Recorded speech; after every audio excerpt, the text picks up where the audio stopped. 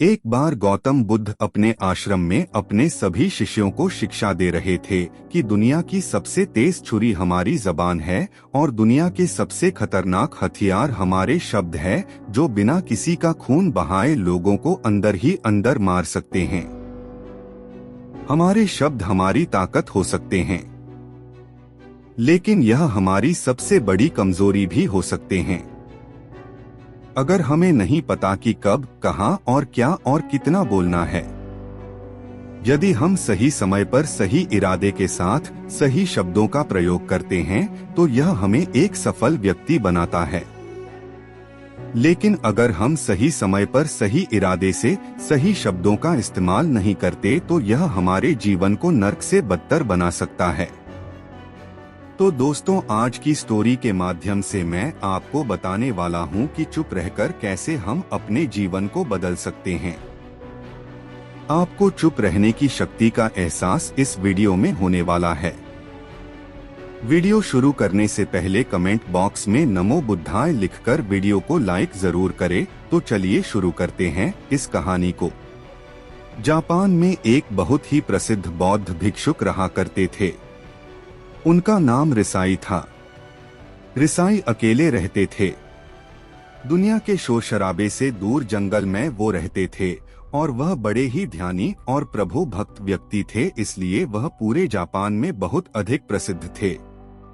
एक दिन एक राजकुमार रिसाई के पास आया और बोला, हे प्रिय भिक्षु, मैं हमेशा थका हुआ, निराश और परेशान महसूस करता हूँ। मेरा मन बहुत अशांत रहता है। हालांकि मेरे पास सब कुछ है, दौलत, शोहरत, सुख सुविधाएं जो हर व्यक्ति चाहता है या पाने की इच्छा करता है, लेकिन फिर भी मेरे अंदर इतनी अशांति और चिंता क्यों है? रिसाई ने उसकी बात बहुत ही ध्यान पूर्वक सुनी और कुछ सोचने के बाद कहा, तुम इस प्रश्न का उत्तर जानते हो, बस तुमने कभी इस प्रश्न को हल करने की कोशिश नहीं की है। रिसाई ने आगे कहा, मैं एक रिसर्च करना चाहता हूं, क्या तुम मेरा साथ उसमें दोगे? इस रिसर्च के बाद तुम्हारे जीवन में किसी भी तरह की अशांति और चिंता नहीं रहेगी।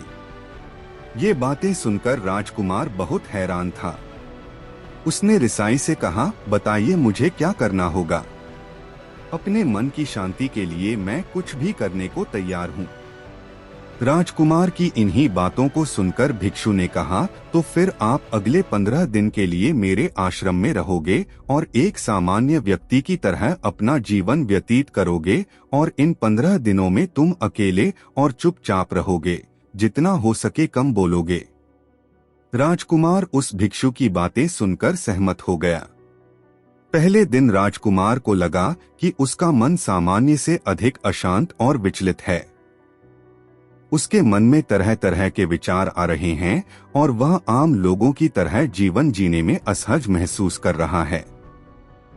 उसे अंदर से बोलने की इच्छा हो रही थी, लेकिन वह चुपचाप रहा। उसके मुंह से एक भी शब्द नहीं निकला, बस वह चुपचाप बैठा रहता। लेकिन रात होते होते उसे अंदर ही अंदर शांति का अनुभव होने लगा। उसके लिए यह अनुभव अजीब था।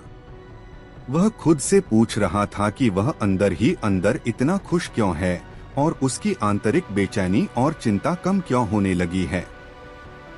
अगले दिन राजकुमार अकेला चुपचाप बैठा रहा और वह प्रकृति को निहार रहा।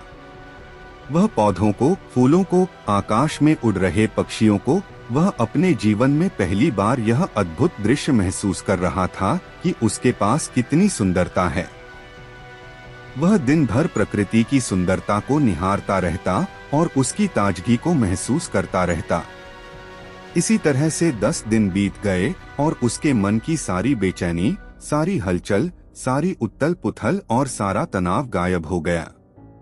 11वें दिन की सुबह राजकुमार फिर से एकांत में बैठ गया और कुछ ही मिनटों में उसकी आंखें अपने आप बंद हो गई और वह गहरे ध्यान में चला गया।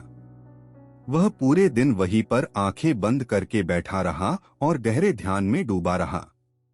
ना कोई शब्द, ना कोई चिंता। राजकुमार भीतर से असीम शांति और आनंद से भर गया। राजकुमार अपने बाकी के 4 दिन इसी तरह गहरे ध्यान में व्यतीत करने के बाद 15 दिन बाद रिसाई के सामने प्रस्तुत हुआ और रिसाई को प्रणाम करके बोला, प्रिय भिक्षु, मुझे उत्तर मिल गया कि मेरे मन में इतनी उथल पुथल और चिंता क्यों थी। मैं जान गया कि मेरा मन इतना अशांत और विचलित क्यों था। रिसाई मुस्कुराते हुए पूछा, बताओ क्या उत्तर मिला तुम्हें? राजकुमार ने कहा, मैं आवश्यकता से अधिक बातें करता था।